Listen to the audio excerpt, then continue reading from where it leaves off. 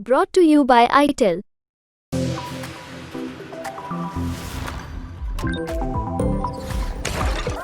नमस्कार दोस्तों, आप क्राइम तक देख रहे हैं। बात करते हैं सलमान खान मामले की। इस मामले में बड़ा अपडेट सामने आ रहा है। दरअसल बड़ा अपडेट यह है कि कैसे पुलिस ने आरोपियों को पकड़ा।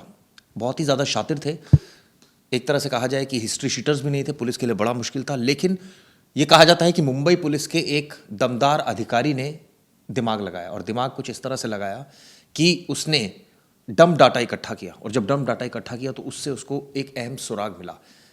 उस मोबाइल का पीछा करते करते, टावर का पीछा करते करते वो पहुंच गया आरोपी तक। लेकिन तब भी एक संकट था, आरोपी ने मोबाइल स्विच ऑफ कर दिया। ऐसे में अब ऐसी कौन सी बात थी जो पुलिस को समझ में आई और उसके बाद आरोपियों तक पहुंची? गोपाल जी, बड़ा इंटरेस्टिंग मामला था। दो आरोपी इसमें, गुप्ता और दूसरा जो आरोपी सागर। ऐसे में इन्होंने वारदात को अंजाम दिया, अर्ली मॉर्निंग में दिया 5 बजे के आसपास। ऐसी सिचुएशन में कैसे वो लोग निकल गए और कैसे पुलिस ने पकड़ा? बेसिकली इसमें पुलिस के पास वैसे तो क्लू नहीं था, सिर्फ एक सीसीटीवी था जिसमें दो लोग दिखाई दे रहे थे। अब पुलिस के पास ये था कि इन लोगों को ट्रैक कैसे किया जाए। तो ट्रैक करने का पुलिस के पास जो मैकेनिज्म था वो ये था कि या तो कोई इनकी मुखबरी करे, या फिर ये मोबाइल का जो डाटा है, अगर ये लोग मोबाइल कैरी कर रहे हैं तो वो डंप डाटा से फिर चीज़ें निकाल के सामने लाना थोड़ा सा पुलिस के लिए आसान है, क्योंकि वो उनका रोज़मर्रा का काम है। यहाँ पर भी यही हुआ है। इन दोनों से जो सबसे बड़ी गलती हुई वो यही हुई कि ये दोनों अपना मोबाइल कैरी कर रहे थे, और उस जिस जगह पे उन्होंने वारदात को अंजाम दिया वहाँ पे इनका मोबाइल ऑन था। तो उससे क्या हुआ कि पुलिस को ये ट्रैक करने में आसानी हो गई कि ये दो मोबाइल, उस इलाके के जितने भी डंप डाटा से जितने भी मोबाइल नंबर निकल के आए, उनमें से 2 नंबर जो थे वो एक्टिव थे। हालांकि कुछ और भी एक्टिव थे, लेकिन 2 नंबर, लेकिन वही 2 नंबर आगे चल के उनको दूसरे सीसीटीवी में भी समझना चाहूंगा कि कैसे पुलिस ने लाखों नंबरों में से 2 नंबर निकाले और कैसे पीछे। बेसिकली क्या है ना कि उन्होंने सबसे पहले इन सीसीटीवी के जरिए उनके ट्रैक पकड़ा कि किस ट्रैक पर, यानी कि किस तरफ ये लोग गए होंगे। तो उनको बांद्रा तक का ट्रैक मिला। बांद्रा तक के ट्रैक में उन्होंने जब उस एरिया का मोबाइल नंबर उन्होंने डंप डाटा से निकाला तो वो 2 नंबर उनको उस पर्टिकुलर ट्रैक पर भी नजर आए।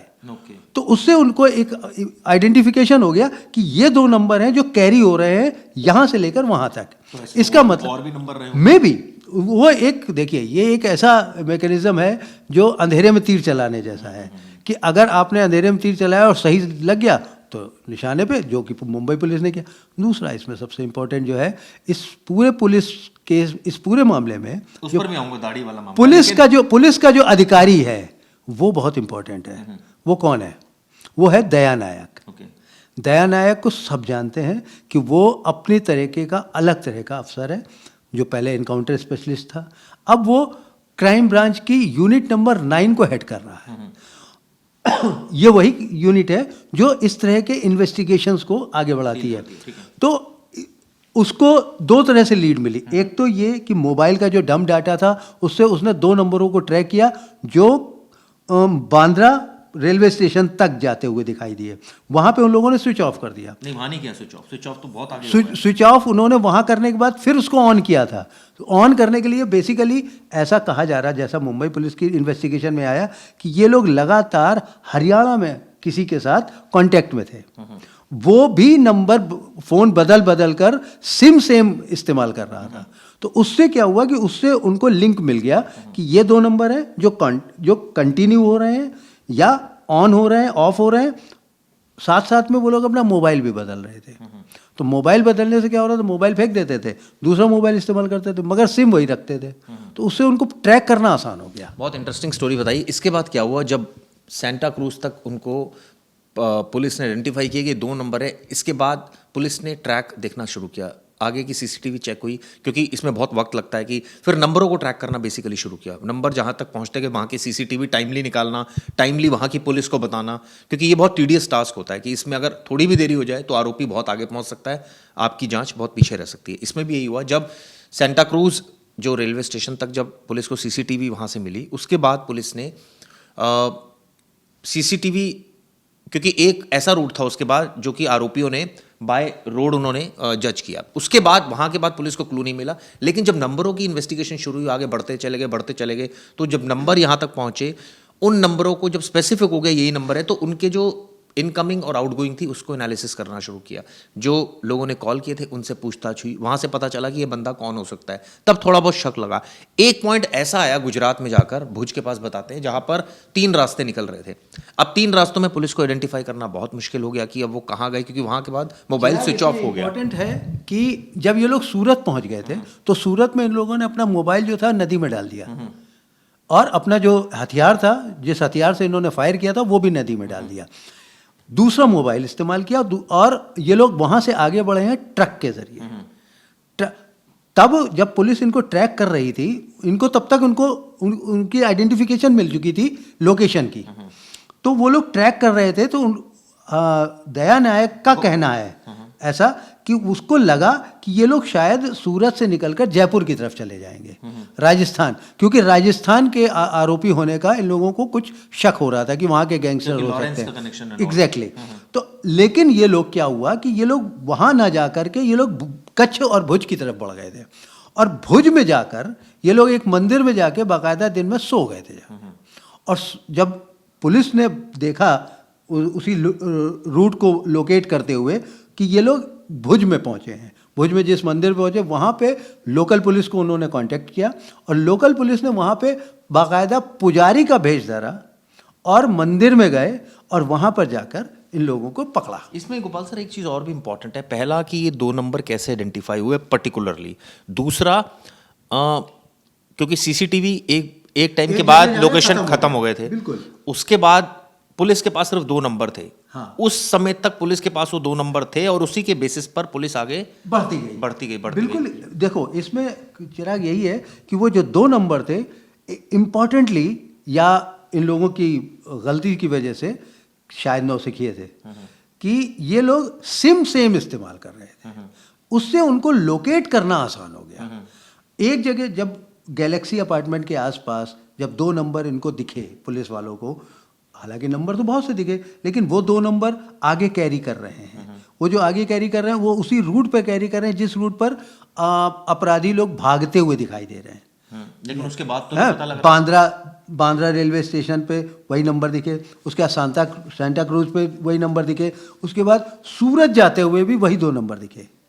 तो उन नंबरों को आइडेंटिफाई करना फिर मुश्किल नहीं रह गया। ये जब पता चल गया कि ये 2 नंबर है जो आगे बढ़ रहे हैं, इसका मतलब यही 2 वो लोग। ऐसा भी तो संभव था सर कि सेंटा क्रूज के बाद कई और नंबर आगे बढ़ रहे हो साथ पैरेलली। बिल्कुल, बहुत बढ़ रहे थे, लेकिन वो 2 नंबर जो पीछे से कैरी फॉरवर्ड हो रहे थे, ऐसे थे। कुछ नंबर ऐसे थे जो दूसरी जगहों से आके वहां पे इकट्ठा हो रहे थे और फिर वो आगे बढ़ रहे थे। लेकिन एक नंबर जो यहाँ से कैरी करके हम लेके जा रहे हैं गैलेक्सी अपार्टमेंट से, वो वहां पर भी आइडेंटिफाई हो रहा। तो इसका मतलब तो पुलिस वालों को वहां पे पकड़ना आसान हो गया कि यही नंबर है। आपने देखा किस तरह से, मुझे एक मूवी याद आ रही, भी हाल ही में आई है खाकी, उसमें भी यही था कि कैसे नैरो डाउन किया, मोबाइल टावर के जरिए, टावर से डिटेल मंगाई, पर्टिकुलर जगह पर पहुंच गए, फिर वहां से लोकल इंटेलिजेंस में भी यही हुआ। उसमें उस जमाने में जो खाकी जिसकी आप बात कर रहे हैं, उस जमाने की टेक्नोलॉजी और आज की टेक्नोलॉजी में बहुत फर्क है। हाँ, अब इसमें जब पूरी इन्वेस्टिगेशन आगे बढ़ी और डम डाटा निकाला गया, एक ऐसा चौराहा है जहाँ से ये 3 रास्ते जा रहे थे, लेकिन इन्होंने कच्छ का रास्ता अपनाया।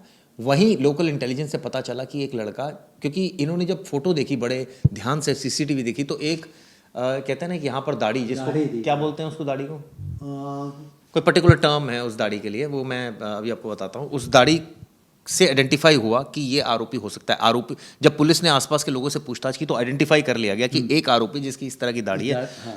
सीधा मंदिर तक कैसे पहुंचे सर, ये बड़ा इंटरेस्टिंग। मंदिर तक बताया कि वो उस नंबर ने, उन जो 2 नंबर थे, उन 2 नंबरों ने पुलिस को रास्ता दिखाया है सीधा सीधा, और उन्हीं 2 नंबरों के सहारे पुलिस आगे बढ़ते हुए मंदिर तक पहुंची। इन लोगों ने क्या किया, मंदिर में भी अपना फोन एक बार ऑन करने के बाद बंद कर दिया था, तो लास्ट लोकेशन मंदिर दिखी। अब मंदिर में दिखने के बाद ये लोग वहीं मंदिर में भीड़ के बीच में बैठ जाके अंदर सो गए थे, शायद थक गए हो या जो भी रहा हो, मगर वो लोग सो गए इस बात से निश्चिंत होंगे कि भुज में या यहाँ पे कोई आएगा नहीं पुलिस वाला इतनी जल्दी, हम लोग यहाँ पे आराम करके आगे बढ़ जाएंगे। इम्पॉर्टेंट बात यहाँ पे ये है कि भुज में जिस जगह पकड़ा गया है ये वही इलाका है जहाँ पे सिद्धू मूसावाला के जो शूटर्स थे उनको भी पकड़ा गया था मुद्रा पोर्ट के पास से। तो ये भुज का उसी इलाके में। अब इसमें पुलिस को ये लग रहा है कि शायद भुज के उस पूरे इलाके में, कच्छ के उस इलाके में लॉरेंस बिश्नोई या उनके गैंग के कुछ लोगों का वहाँ पे कोई ऐसी पनाहगाह है जहाँ पे अक्सर ये लोग क्राइम करने के बाद वहाँ जाके छुप जाते हैं।